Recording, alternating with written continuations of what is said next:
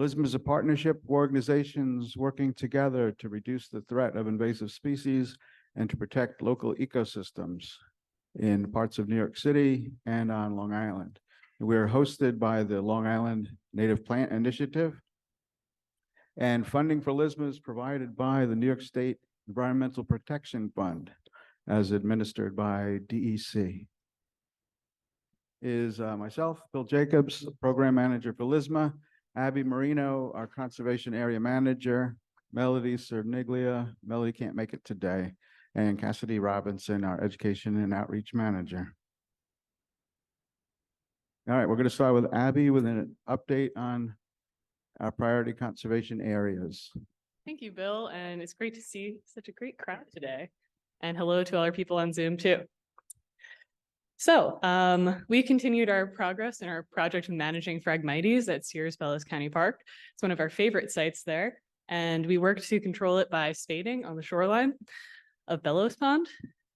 We also revisited House Pond and Sears Pond in this visit.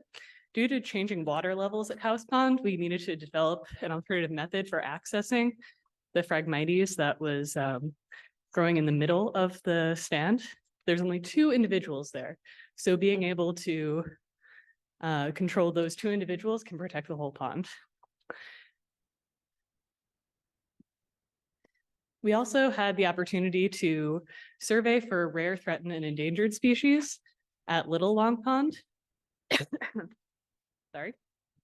And we joined New York Natural Heritage Program Chief Botanist Rich Ring and Juliana Quant from the town of Southampton to learn more about the rare species of our coastal plain ponds.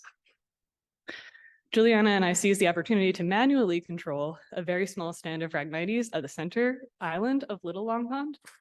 So that protects numerous rare species that grow along the shoreline there. Over the winter, we're looking forward to updating our water body prioritization model to include iNaturalist data. We'll be developing our 2025 to 2030 strategic plan, so stay tuned for that. You might hear some more communications on that.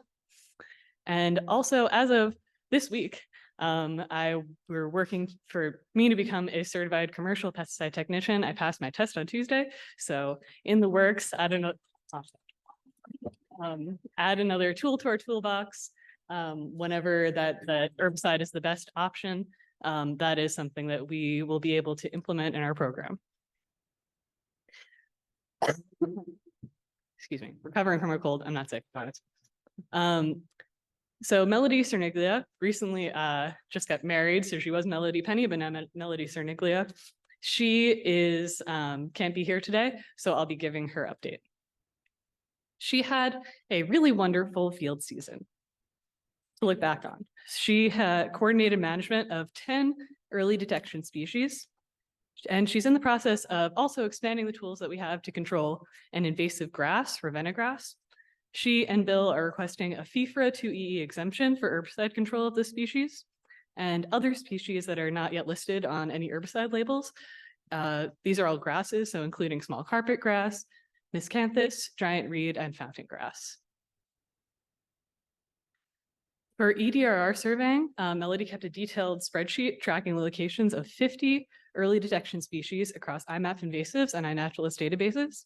And she worked with partners like New York City Parks to notify them of these early detection and rapid response species within their boundaries.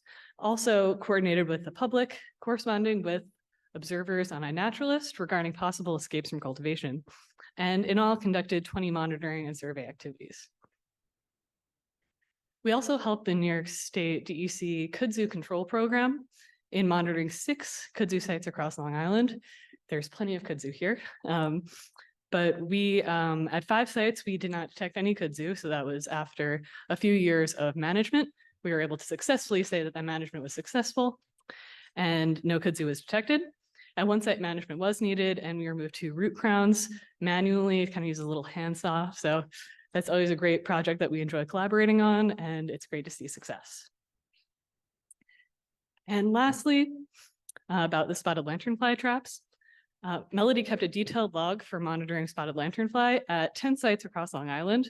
Those who participated include Huntington and Hempstead Townships, North Shore Land Alliance, the Central Pine Barrens Commission, the Sisters of St. Joseph, where we are today, and Third House Nature Center. She was a conduit for correspondence, coordinating data between these partners and the New York State agriculture and markets. And this data helps illustrate the spread of spotted lanternfly across Long Island over the course of 2023. So that's it from Melody, and here's Cassie.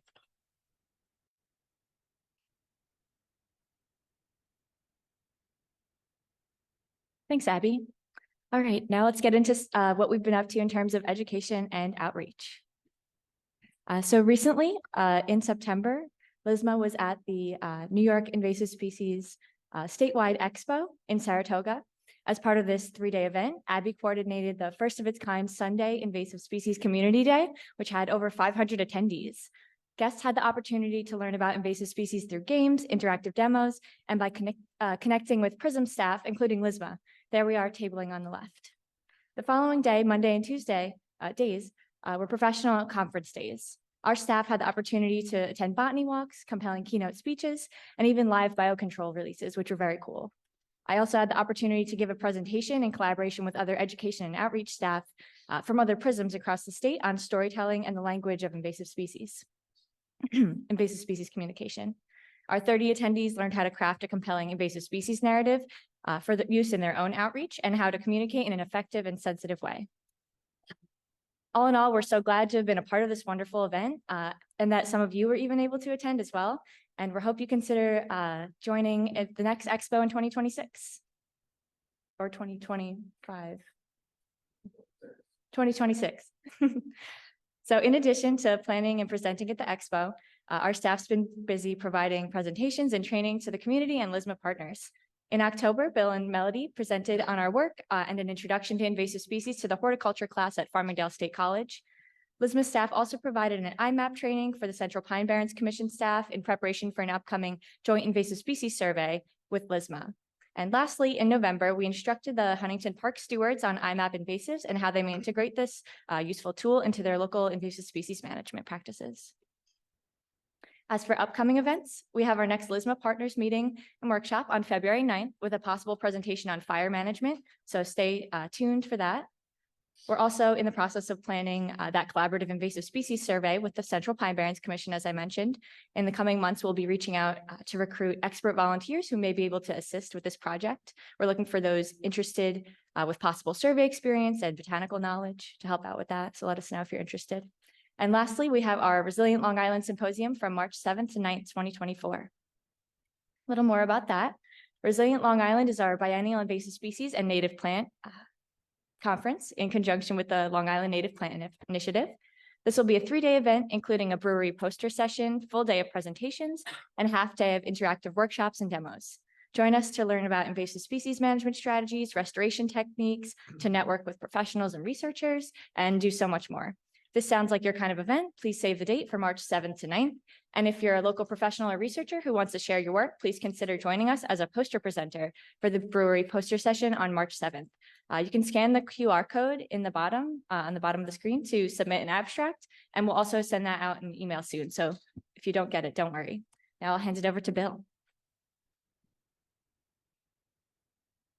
Thank you, Cass. Cass might have been right about the Expo 2025.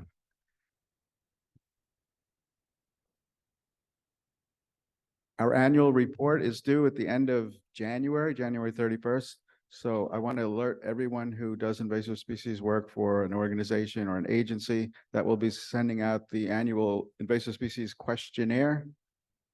And you fill in what kind of invasive species work that you've done throughout the year, projects that you've worked on, whether you used IMAP invasives or not, things like that. So we'll send that out next week. And if we can get that back by December 22nd, we have a pretty quick turnaround once the year ends. We have a month to do the annual report. So I appreciate that.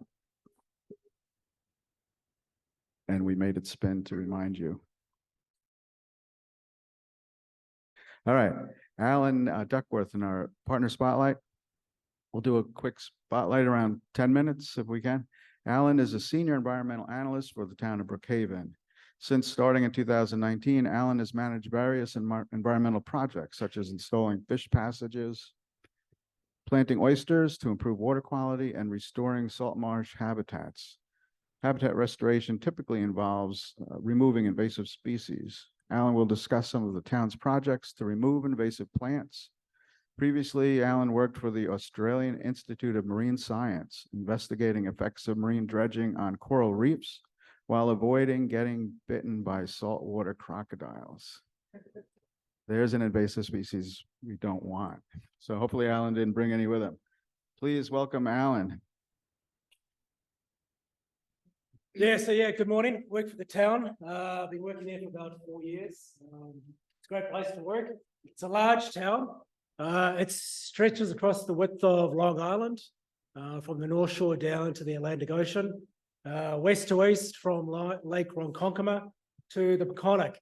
Within the town, great diversity of habitats, woodland forests, rivers, coastal sandy islands, salt marsh habitats. Within those habitats, great diversity of native species. Unfortunately, quite a few invasive as well. These can be aquatic, terrestrial, plant and animal. Probably the invasive species that annoys town residents the most is the black beetle, top right. We get quite a few calls from residents asking why their pine trees are dead or dying. So the town does a lot of work in habitat restoration. This typically involves removing invasive species. Although we have a lot of animal invasives, we typically focus on the plant species. I'm just going to focus on 3 projects that we've been involved in. These 3 projects just show the diversity of the work that the town does and restoring habitats, removing invasives. And removing invasives is either a major component or a minor but still quite important component of the work. So one of these projects, just the 3 dots, yellow dots. One of the projects is on the North Shore at West Meadow. I'm not going to trip over the lines. There's one, 2 on the South Shore, one on Swan River that empties into Great South Bay, and then one in Moriches Bay. So for the last 10 years, the town's been trying to eradicate perennial pepperweed from West Meadow Beach. West Meadows area it's kind of unusual for Long Island because it doesn't go east to west, it goes stretches north to south. Long Island Sound here. This long road, it's Trustees Road. It's a hiking, walking, cycling path. To the west of that, so bordering Long Island Sound, many years ago, people built cottages legally.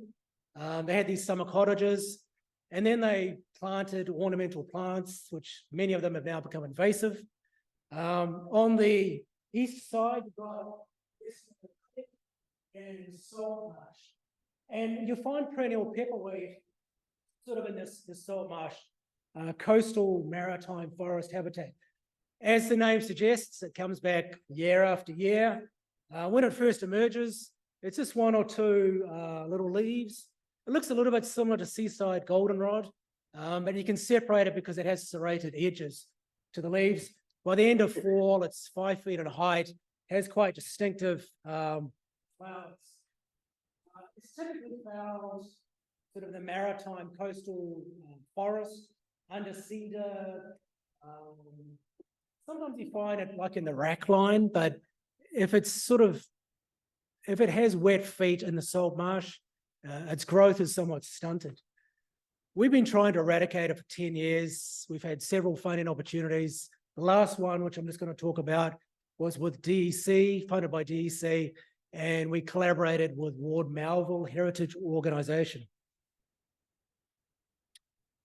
So yeah, 10 years back, when we first knew that there was an invasive pepperweed, West Meadow Beach, we employed, I think we got LIISMA funding actually, but we employed GEI to go out there to map, to work out where it is.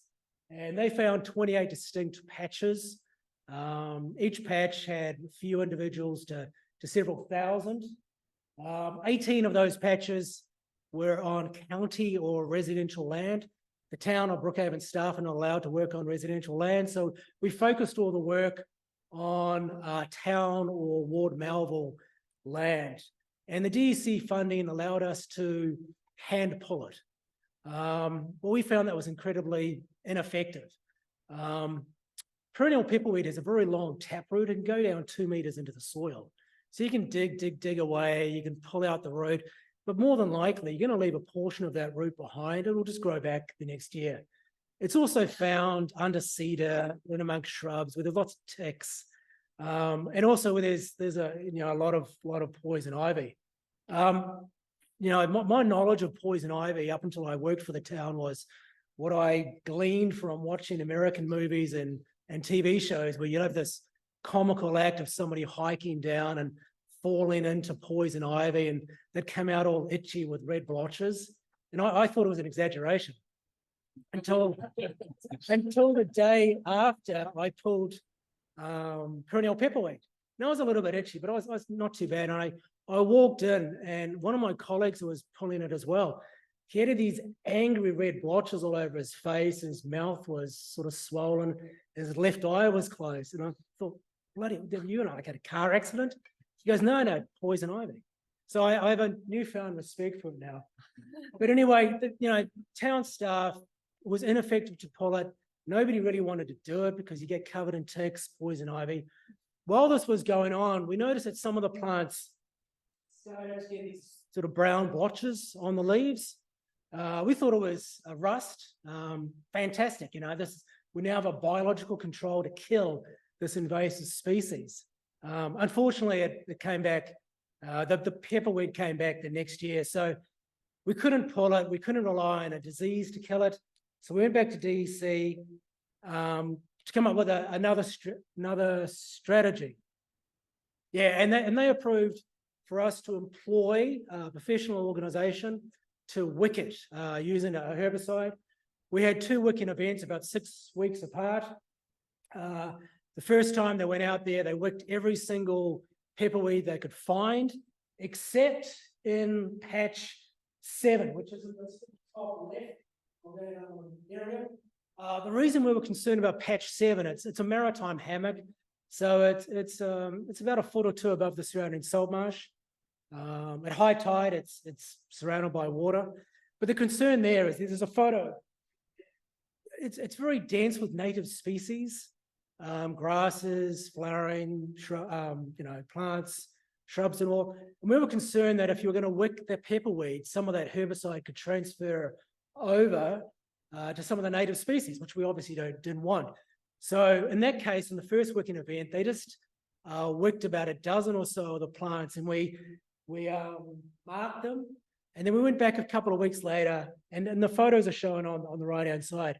And it was fantastic result because the herbicide, the wicking was very selective, it was very direct, just on the pepperweed that we had wicked, and none of the native neighboring plants were impacted. So they went back 6 weeks later and they wicked everything.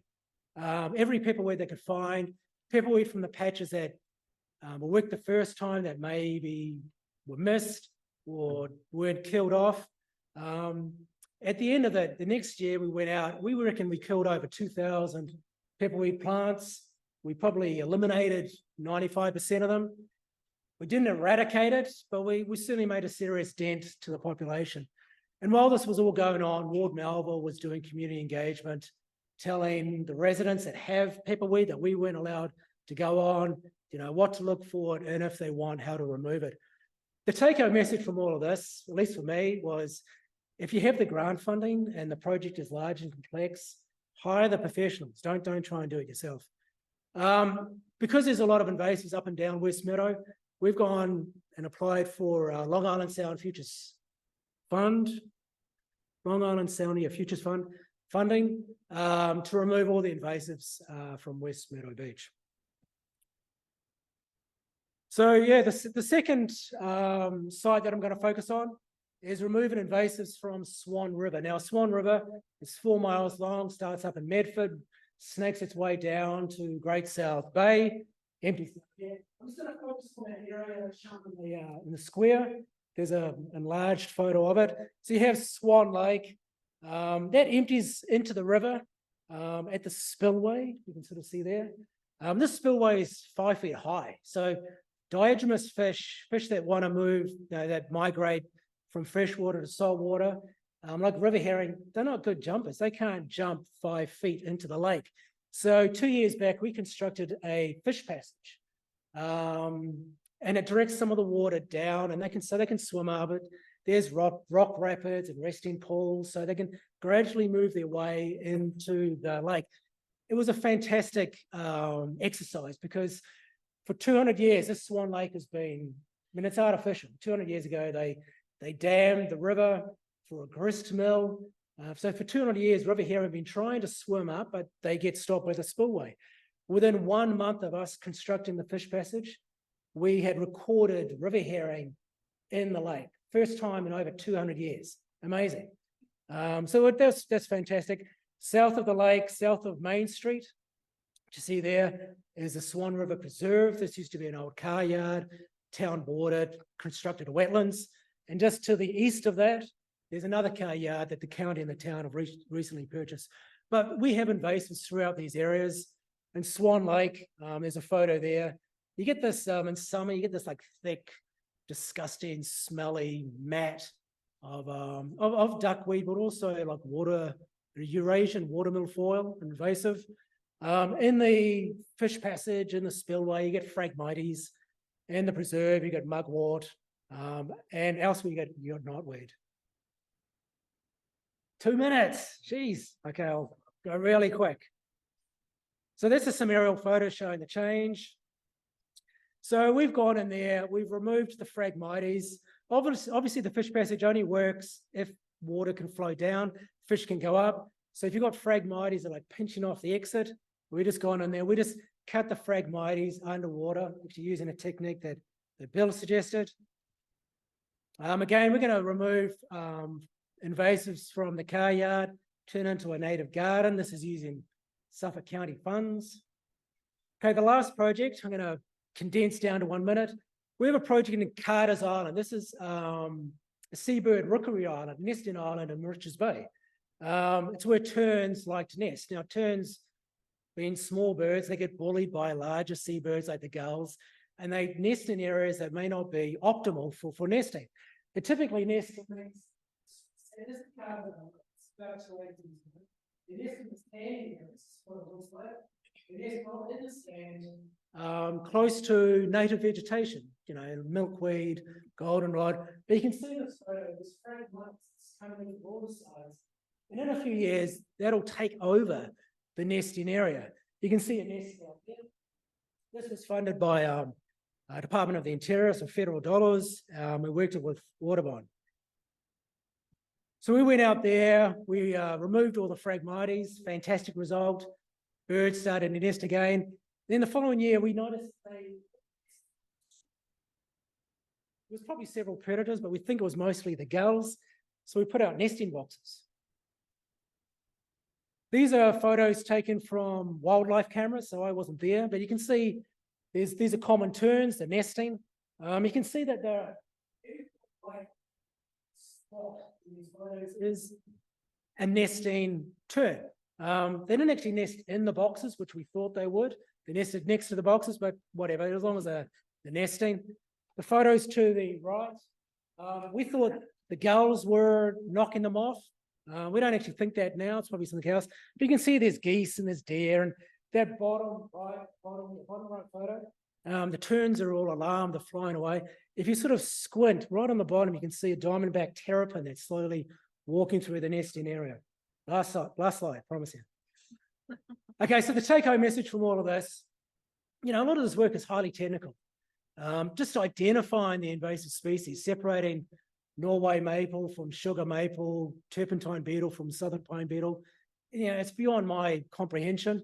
So we like to employ, where possible, people with the technical knowledge. They have the correct solutions.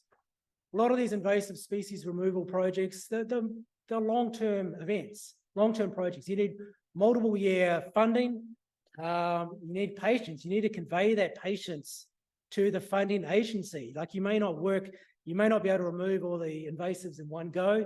You need to work with other organizations, whether it's LIISMA, DEC, other partners, even if those partners are are more effective at community engagement than yourself. Planning's obviously essential. You just can't go gung-ho and remove everything without a good solid plan, a good strategy over many years. If you guys see something, like I work for the town, I'm a government employee, I know bugger all. So if you see an invasive that's on town property and you think it's a concern, tell us. We may not even know it's there. So be proactive. If you see something that's a worry, you go and tell us.